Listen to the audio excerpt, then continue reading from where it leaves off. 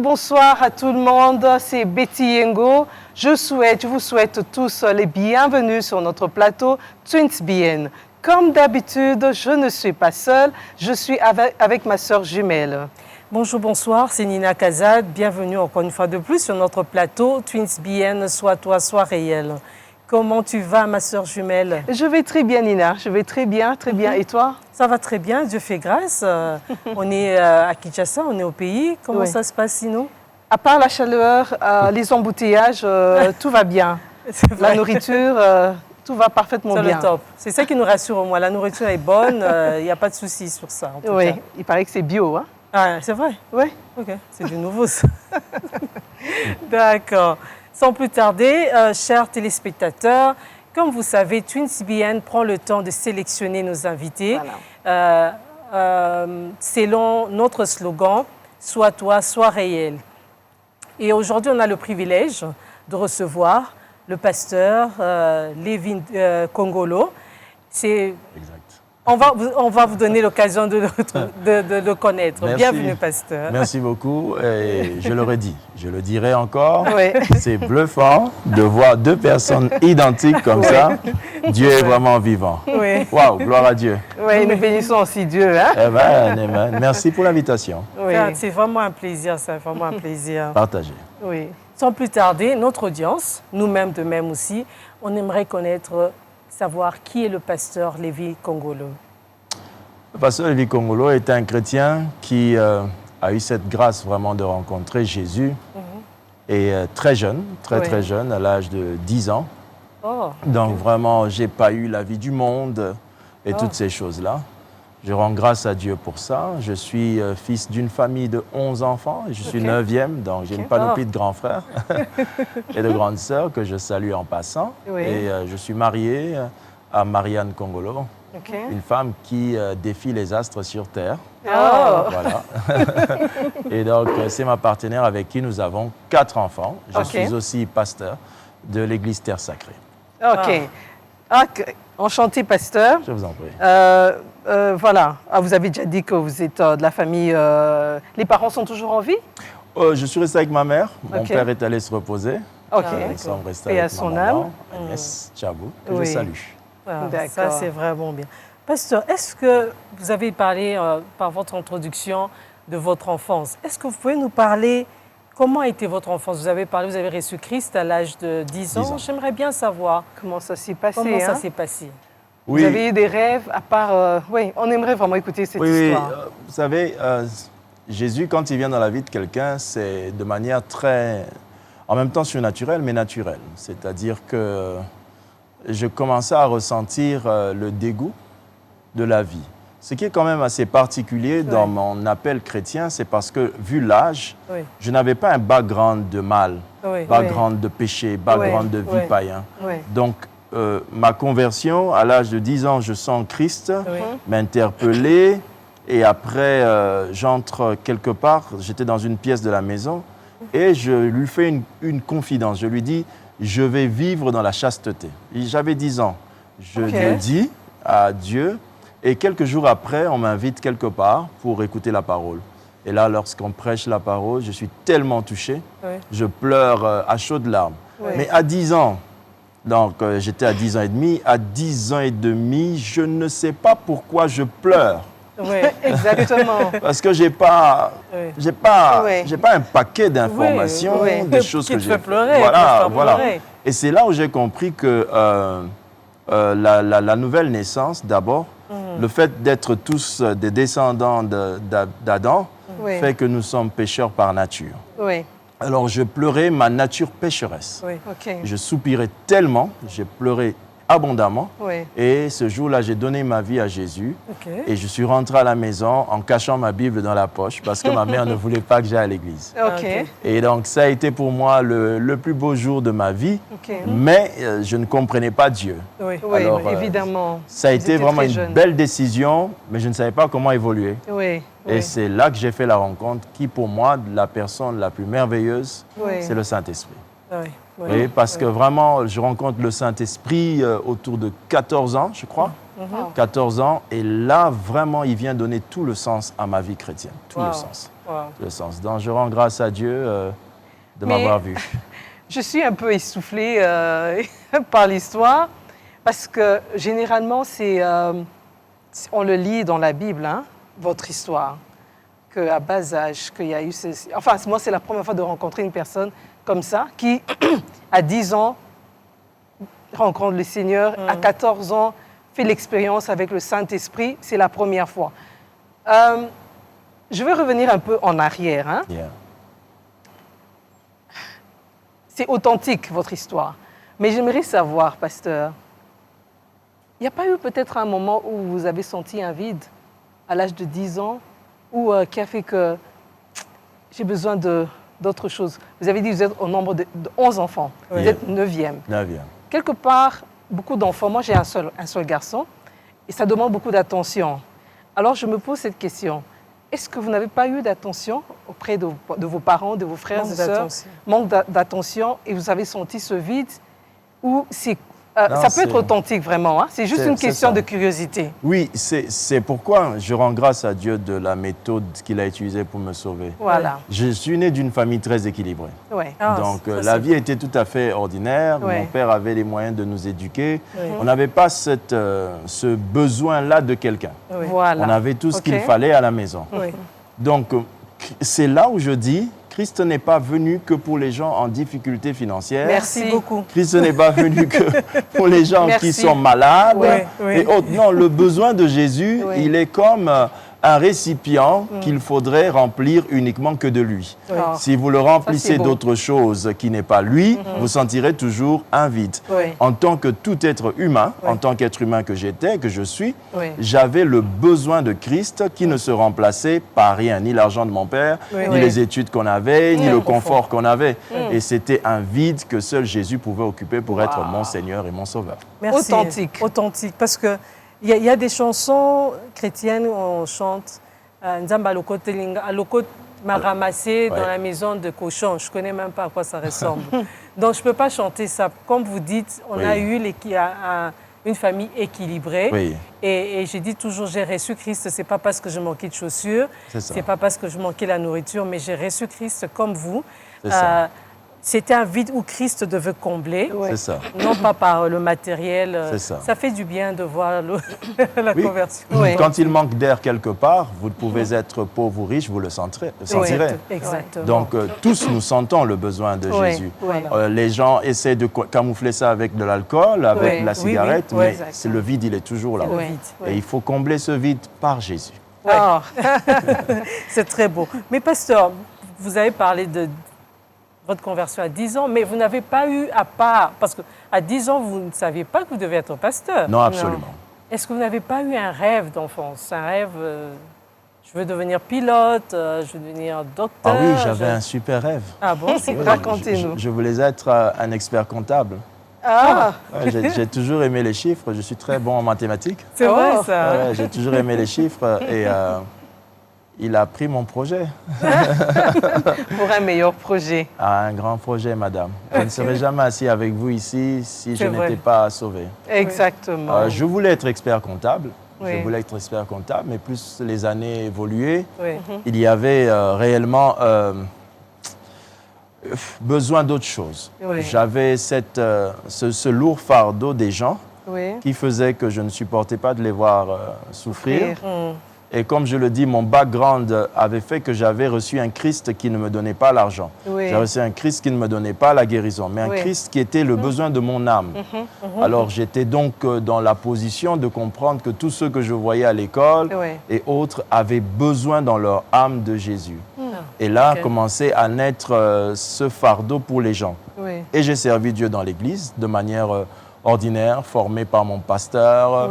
Et après, les études et jusqu'à, comme je l'ai dit, la rencontre avec le Saint-Esprit, ça a été le déclenchement.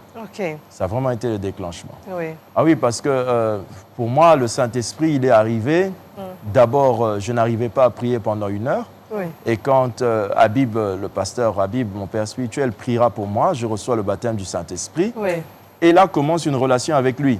Oui. Je quitte de mes quelques minutes de prière et puis je me mets à prier pendant 10 heures. Oui. Oui, ce n'était pas parce que je voulais faire un défi, mais il y avait une question d'envie et de plaisir, de soif, qui n'arrivait pas à s'étancher. Il fallait être là parce qu'il est tellement bon qu'il me retient. Donc c'était tellement bon, et ça l'est toujours, hein, ça l'est toujours, qu'il te retient. Quand tu n'es pas avec lui, tu es très mal à l'aise. Oui, et c'est comme ça que les 10 heures de prière ont commencé, 20 chapitres de la Bible par jour, et c'était devenu un rythme. Et cette personne merveilleuse du Saint-Esprit, c'est lui que j'ai aimé, et c'est dans cet amour qu'il y a eu la révélation de mon appel. Mais sinon, ça n'a jamais été pour moi intéressant d'être pasteur. Ah bon, Oui, ça a vraiment été un appel qui m'a surpris en chemin. Et même étant pasteur, il fallait encore connaître ma mission. Peut-être j'aurai le temps d'en parler ici. Oui, évidemment, évidemment. J'aime beaucoup votre histoire. Amen. J'aime beaucoup. Et c'est... ma sœur et moi, nous avons reçu Christ, on avait l'âge de 16 ans. Oui. Et jusqu'aujourd'hui, à notre âge, les femmes ne donnent pas l'âge, OK? Oui. On est toujours en Christ. Et entendre une histoire comme ça, ça fait plaisir. Avec la réalité qu'on rencontre aujourd'hui des chrétiens, quand les gens... On se pose vraiment beaucoup de questions si vraiment ils ont reçu Christ, si vraiment ça a été une rencontre personnelle. Et j'espère, chers téléspectateurs, que ce grand témoignage va inspirer une personne ou remettre une personne en question, se dire, est-ce que j'avais vraiment reçu Christ dans ma vie? Parce que quand vous avez dit 10 heures dans la présence de Dieu, ce n'était pas pour un défi, pour relever un défi, mais c'était de passer vraiment du temps avec le Seigneur. Avec lui seul. Voilà. Alors, on aimerait savoir, parce que tellement il y a une sainteté là, mais vous avez eu quand même le choix de choisir votre épouse. Racontez-nous cette histoire. On ouvre la parenthèse. On ouvre et puis on va refermer rapidement. Parce que 10 ans, vous savez où on est aller. On va juste savoir comment ça s'est passé. J'ai été un véritable plouc, comme on dit dans le monde. C'est-à-dire que je ne savais pas comment on procédait. Yuma, quoi. Ah ouais, Yuma, comme on dit chez nous. Voilà. Et donc, moi, je vais tomber sur une femme dans une église. D'abord, c'est mon père spirituel qui a joué un très grand rôle. Il le joue jusqu'à aujourd'hui. Hein. Parce qu'en ce temps-là, on ne savait pas c'était quoi père spirituel et autres. C'était mon meilleur ami, tout simplement.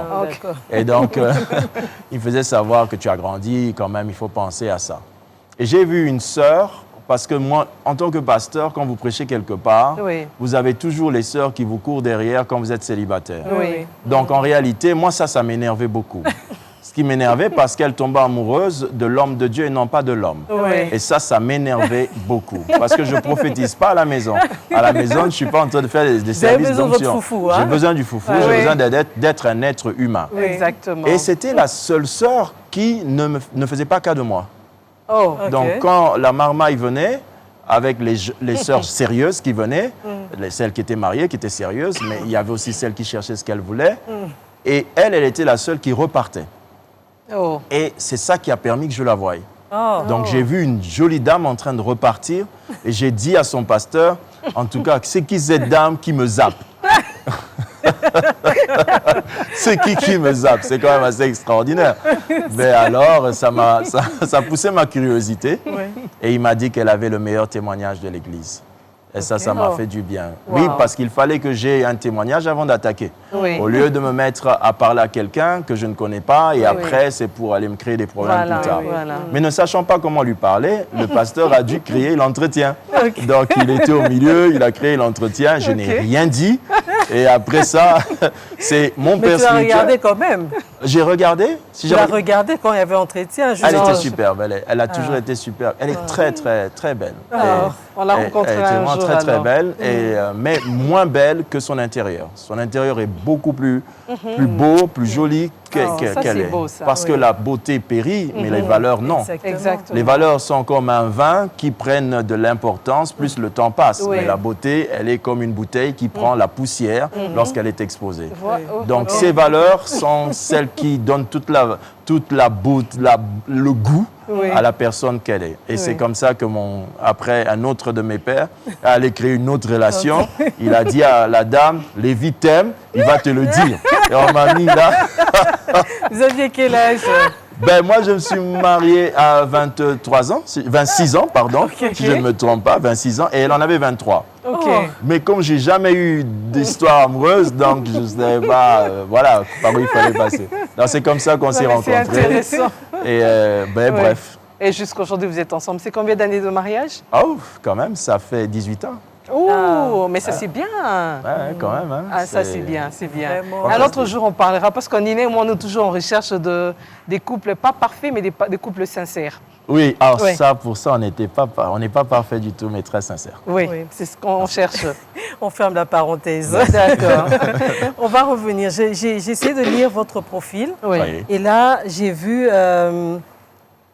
vous avez, comment on appelle ça, l'organisation ou bien Allo Grossesse, comment on appelle? C'est une structure. Structure, c'est une voilà. structure. Parlez-nous de ça. Oui, au départ, ce n'était pas une structure. Ok. Ma femme a connu une stérilité. Ah, d'accord. Lorsqu'elle conçoit notre premier enfant, elle est menacée de mourir. À chaque jour, on devait craindre qu'elle partait, elle perdait le souffle. C'était Ah bon? juste difficile, Oui. vraiment affreux. Oui. Alors, elle va maintenant mettre au monde. Pendant toute cette période, j'ai dû prier avec elle et c'était Oui. très difficile. Et donc, le premier enfant, lorsqu'il est sur le point de naître, moi, je vais faire la rencontre d'une dame que je connaissais avant, mais qui Oui. était là, enceinte. Oui. Et il y avait un souci avec sa grossesse. Et moi, je lui dis, écoute, voilà comment il faut prier, voilà comment il faut prier. Oui. Parce que pendant la grossesse de ma fille, je découvrais des versets bibliques dans les Écritures qui parlaient de la grossesse. Ah bon? Par exemple, un verset qui, jusqu'à aujourd'hui, est le fondement même de notre structure, qui dit que multipliez-vous et remplissez la terre. Oui. Oui. Et là, Dieu m'a fait comprendre une chose. Oui. On arrive à l'hôpital, on dit à ma femme qu'elle a un kyste ovarien.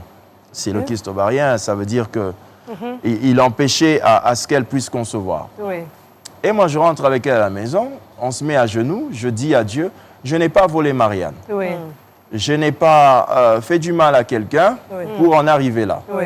Tu as dit dans ta parole, multipliez-vous et remplissez la terre. Et là, je vais sortir de ma bouche une phrase qui a changé ma vie. OK. J'ai dit, tu ne me l'as pas proposé, mais tu m'en as donné un ordre. Vous avez donné quoi? Un ordre. Un ordre. Un Parce que ordre. la Bible dit, multipliez-vous et remplissez la terre. Oui. Dieu ne dit pas, je vous propose de le faire. Oui. Oh, très profond. Ça, c'est Et profond. quand je comprends que ce n'était pas une proposition divine, mais un ordre, Oui. alors je lui ai dit, ne nous laisse pas te désobéir. Or, Elle est repartie à l'hôpital le lendemain, le kyste avait disparu. Non. Oui, vraiment, les miracles existent. Il n'y a pas eu d'imposition de main d'un pasteur. Oui. Nous avions soupiré comme tout enfant de Oui. Dieu Voilà. au devant d'un texte qu'on avait compris. Oui. Cette phrase va maintenant m'accompagner. Oui. Je vais aider la dame dont je parlais, maman Rebecca. Elle enfante son enfant, malgré tous les problèmes qu'elle avait. Oui. Et en sortant de cette maison, je vais entendre la voix du Saint-Esprit me dire, tout ce que tu as eu à faire, écris-le. Et c'est Ok. comme ça que je vais écrire le premier bouquin qui parle de la gestion spirituelle de la grossesse. Donc, comment suivre l'évolution d'une grossesse en tenant compte des paramètres spirituels. Ouais. Wow. Et donc, du premier mois au 9e mois, j'assistais les dames, première semaine, deuxième semaine, jusqu'à la 40e semaine. Et je priais avec elles, j'exhortais, je priais, j'exhortais, je priais. Toutes ces exhortations, prières, ont créé des ouvrages. ah bon? Et je suis allé maintenant me rendre compte que certaines stérilités n'étaient pas dues à la maladie. Oui. Malgré que le médecin soignait, Oui. mais la chose ne partait pas. Oui. Soit le kyste, soit je ne sais pas quoi. Ce produit-là pouvait fonctionner ailleurs, mais ne fonctionnait pas chez certaines. Oui. Oui. Oui. Et c'est là que je découvre qu'il existait une réalité dans les Écritures. Parce que la Bible dit, j'ai conçu et j'ai enfanté un fils. Et je découvre donc qu'il y a deux étapes, Oui. concevoir et enfanter. Ok. OK. Concevoir est une étape, enfanter de même. Oui. Et là, je vais maintenant entendre le Seigneur me dire que la stérilité, lorsqu'elle est pathogène, liée à un problème, à une maladie, Oui. la dame ne peut pas concevoir. Oui. Mais la différence entre la stérilité et l'esprit de stérilité, c'est que l'esprit de stérilité peut vous laisser concevoir, mais vous empêcher d'enfanter. Oh. OK. Et c'est alors que donc j'ai commencé à travailler sur les deux axes. Concevoir et enfanter. Comment aider à concevoir, Oui. Oui. comment aider à ce que jusqu'à elle arrive à enfanter. Oui. Ok. Et c'est alors que j'y ai travaillé. Il y a eu, les premiers miracles ont commencé. 1, 2, 3 miracles. Je me suis dit, oh, ça devient sérieux. Oui. Et le Saint-Esprit est revenu me dire que c'était une mission. Au départ, je ne savais pas. Wow. C'est devenu une mission et j'ai commencé à le faire. J'ai pris conscience du sérieux quand la première fois, c'était un couple de 8 ans de stérilité. Oui.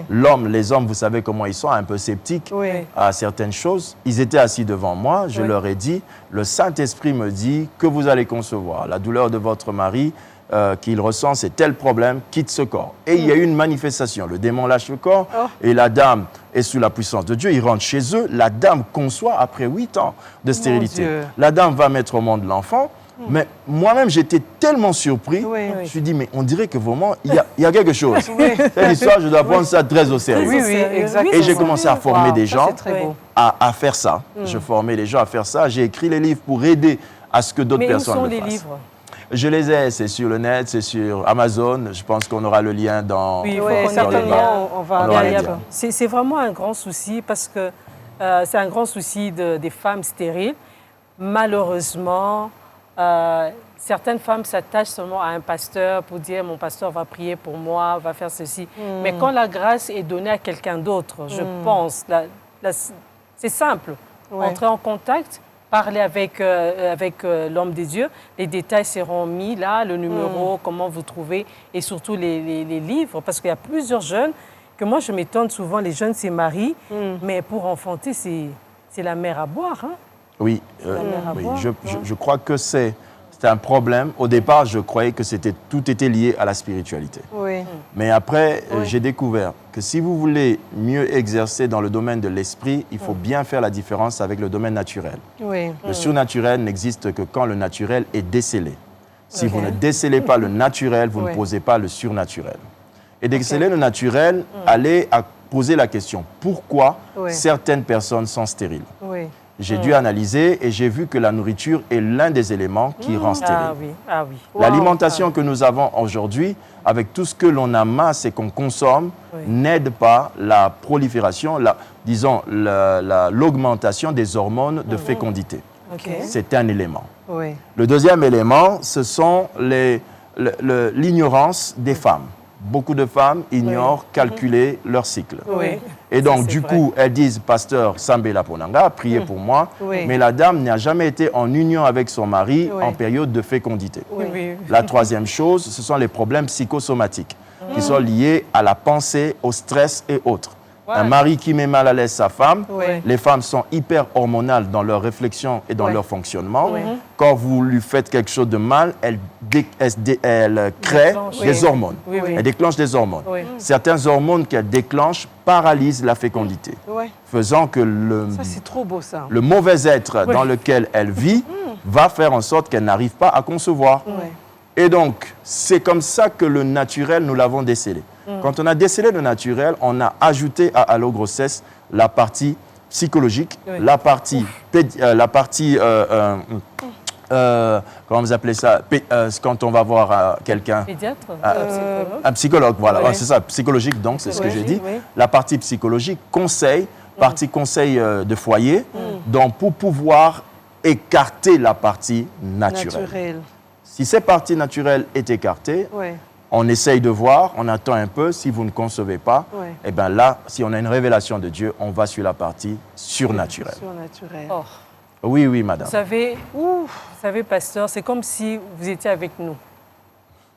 Ce que vous dites, c'est ce que Betty et moi, on développe souvent. Amen. Oui, Oui. on parle de cette réalité. On dit, même quand je parlais avec vous l'autre fois, j'ai dit, pasteur, je ne veux pas trop des promesses de ce qui se passe dans l'Église. Je veux l'authenticité. J'aimerais que vous puissiez conduire, en fait, Oui. à une vérité. Ce que vous dites, c'est ça même. C'est ça même Surtout le problème. les étapes. Hein? Les étapes. C'est vraiment. Betty et moi, on parle de ça. Et l'une des raisons pourquoi nous avons commencé TwinsBN, c'est parce que quelque part, on n'avait pas plateforme pour parler. OK. Vous voyez un peu. Les gens, vous par exemple, moi je ne vous ai jamais vu quelque part, c'est la première fois, mais ce que vous dites, c'est fort. Et nous sommes honorés parce que TwinsBN emmène quelque chose de nouveau. Gloire à Dieu. Quelque chose de nouveau. Et ça, c'est ça réjouit vraiment notre cœur. Gloire à Dieu. Ouais. Gloire à Dieu. Et c'est vraiment vrai tout ce que vous êtes en train de dire. Hein? Parce que moi, à un moment donné de ma vie, quand même, j'ai eu un problème de stérilité, mais c'est exactement ces étapes-là que j'ignorais. Mais quand je vous écoute, j'ai dit, mais au fait, c'est vrai, mais au fait, c'est vrai, au fait, c'est vrai, au fait, c'est vrai. En tout cas, on est... donc, quand vous avez dit c'est une structure, donc c'est-à-dire, vous avez deux bureaux, vous avez... comment ça se présente, cette structure? Eh bien, on met l'église de côté. Donc, l'église, c'est l'église. Elle s'appelle Terre Sacrée. La structure, c'est Allo Grossesse. Lorsque nous arrivons à évoluer, comme je l'ai dit, j'ai eu maintenant des aides de part et d'autre. Donc, il y a eu beaucoup de gens qui m'ont facilité de faire entendre ce message, dont cette chaîne ici et les amis de B1 qui m'ont beaucoup facilité. Celle qui est partie, notre maman Hélène, avait ouvert les portes d'ici. Je ne sais parler de tout ce que John fait pour moi pour faire entendre ce message. Et après, c'est la radio.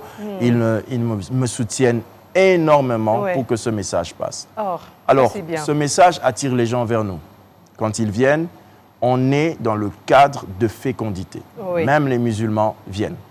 Super. Donc ici, vous arrivez d'abord, on est dans votre problème de fécondité. On vous dit, avez-vous essayé l'hôpital? Oui. Sinon, on vous renvoie à l'hôpital. Oui, ça c'est bien. C'est très Quand bien. vous allez là-bas, sinon on risque de prêter à Jésus un miracle que le médecin a fait en fait. Il vous donne une quinine, ça fonctionne. Entre-temps, nous on priait pour vous, on dit ah gloire à Dieu. C'est du n'importe quoi. Lorsque l'on pense avoir une arme, on se rassure de sa capacité de destruction. Donc je ne vais pas me mettre à tirer là où tout le monde tire. Voilà. Que la médecine tire d'abord. Si ça ne fonctionne pas, on va essayer les snipers de Dieu. Alors donc bref, c'est comme ça que dans la structure, quand vous venez, on vous fait d'abord une fiche. La fiche nous permet de savoir qu'est-ce qu'il y a. Le nombre d'années de stérilité. Comment vous l'avez su? Que disent les médecins? Combien d'années vous êtes mariés? Êtes-vous mariés? Est-ce qu'on a payé la dot? Est-ce que Ça joue. oui, parce que tout ça, ça joue. Oui. Ça peut être un obstacle à votre fécondité. Donc, on pose des questions et certains, quand ils répondent, arrivent directement à savoir mon problème, c'est ça. Voilà. Alors, quand tout est bon et que l'enfant ne vient pas, on va étudier votre fiche et sortir un remède. On a découvert qu'il existe dans la Bible 7 types de stérilité. Vous allez voir que la stérilité commence depuis Sarah et jusqu'à Marie. On a pris Marie dans le cadre de stérilité, mais elle n'était pas stérile. Mais elle est dans le cadre où l'homme n'est pas là. Comme l'homme n'est pas là, ça veut dire qu'il n'y a pas de semence d'homme capable de procréer. C'est le cas des femmes dont leurs époux ont un problème d'azospermie ou d'oligospermie. Incapacité. Vous avez fait la médecine ou quoi? Ben non. Okay. Ben non. Vous savez, pasteur, ça, en vous écoutant, on va rester toute la journée. C'est vraiment un enseignement. Les personnes, je parle à mon public. Si tu as besoin d'aide, tu as besoin d'être en contact, les informations sont là. Vous pouvez être en contact, parce que nous, si on peut être là, ça sera compliqué. Pasteur, on est arrivé à la fin, mais j'ai appris que vous faites un livre. Vous avez fait un livre? Vous avez écrit? Vous avez écrit un livre? Oui, sur la nation, sur le peuple, sur Allo Grossesse. La nation. Non, sur le peuple, juste brièvement. Oui, j'ai écrit un livre sur la nation. J'en ai écrit 3. Mais l'un est pour moi le véritable livre pour la nation. C'est le livre qui parle de comment prier pour le pays. Ah, d'accord. Et ce sont des modèles de prière qui sont faits à base du Notre Père. Donc, par exemple, quand vous dites Notre Père qui es aux cieux, que ton nom soit sanctifié, on a fait ces prières simples pour aider les autorités à prier dans leur bureau. Toute personne peut prier n'importe où. Il va par exemple dire, s'il veut prier pour l'économie du pays, il dit Notre Père qui es aux cieux, que ton nom soit sanctifié en République démocratique du Congo. Que ton règne vienne sur l'économie de notre nation. Bénis les secteurs de... Voilà, c'est ce qu'on a créé et c'est un document, c'est un fin document qui est utilisé dans les écoles aujourd'hui. Il y a une école ici qui l'utilise, ils l'ont payé pour tous les élèves. Ça fait partie des livres... Mais on sait où trouver ça? Oui, bien sûr. Donc tous les coordonnées, dès qu'ils commandent, on va livrer à l'école par rapport au nombre d'élèves. C'est juste ici au Congo? Ah ben non, on peut le faire n'importe où Ok. parce que tous nos documents sont sur Amazon. La plupart Ah, d'entre eux super, sont sur super. Amazon. Ben alors, on aura tous les détails. Comme vous avez dit, B1 vous aide beaucoup. Je pense qu'on aura tous les détails sur votre livre. Nous aussi, je crois qu'on va, s'en en procurer. Je vous en prie. Comme on a dit, on est à la fin. Dieu voulant, peut-être qu'il y aura une conférence sur ça. Oui, que Dieu fasse grâce. Oui. Je pense que notre plus grande erreur, c'est d'avoir cru que quand on avait parlé de ça la première fois, tout le monde nous a entendus. Or, Non, absolument pas. la nouvelle, C'est pas ça, ça marche pas comme ça. Ça ne marche pas comme ça. Oui, oui. Cette plateforme a été pour moi l'occasion de faire Oui. savoir à celle qui me suit, à celui qui me suit, Oui. qu'il y a une méthode christique, une méthode de Jésus pour Oui. pouvoir donner les enfants. Il a dit dans sa parole, multipliez-vous et remplissez la terre.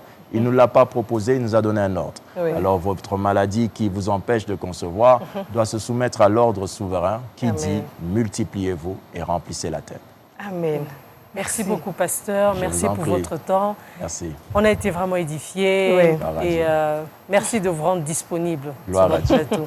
À nos invités, vous savez, TwinsBN, toujours disponible pour vous. Et que Dieu vous bénisse. On est arrivé à la fin. Nina Kazad vous dit au revoir. Betty Yengo vous dit au revoir. Merci. Merci.